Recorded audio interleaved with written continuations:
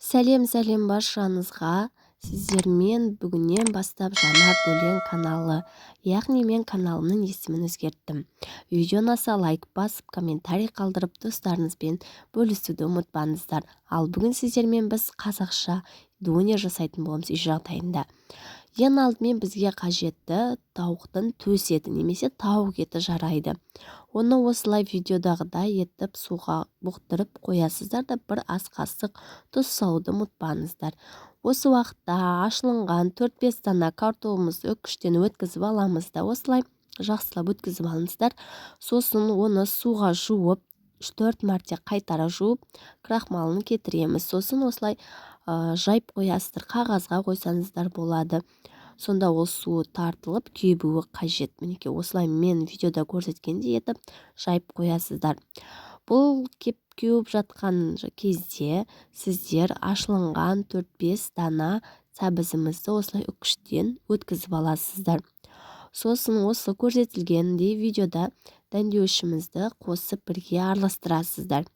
Өз қалауларыңыз бұл салатқа не қоссаңыздар да. Мен бұл жерде қатырылған укроп қосып бірге араластырып дайындап қойдым. Сосын бізге керегі енді бір қияр. Оны осылай видеода көрсетілгендей етіп 4 бұрыштап турап шығасыздар. Сосын менде мына жерде бір қызанақ көрсетілген, бірақ мен 2 қызанақ қостым, себебі маған жетпей қалды. Сосын мен 2 қостым. Осылай қиярымызды қалай турадық, солай турайсыздар. Ал енді жаңағы кептірілген картоптарымызды осылай қыздырылып тұрған майға қуыра бастайсыздар. Жай отта қуырсаңыздар өте әдемі болып пісетін болады. Сап-сары болып. Ал қазір мына жерде пісу процесі жүріп жатыр. Мінекей осылай картофеліміз жабыспайды, ешқандай да жабыспайды. Егер сіздер кептірмесеңіздер, ол жабысып қалатын еді. Осылай алып аласыздар пісіріп.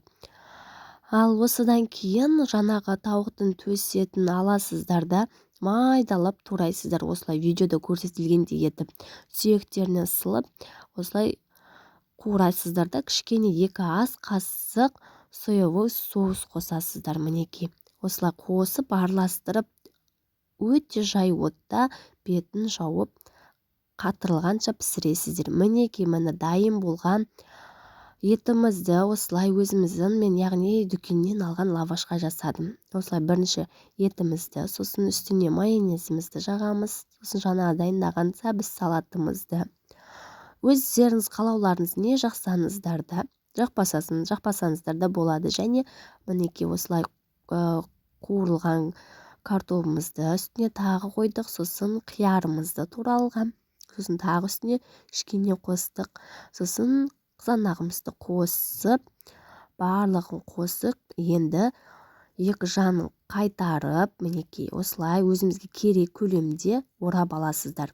Сосын үстін жауып, қызып тұрған қазанымызға, яғни табамызға пісіріп аламыз. Мінекей осылай пісірсеңіздер өте әдемі. Яғни біз етімізді ішіндегі барлығы қызылып пісіп шығады.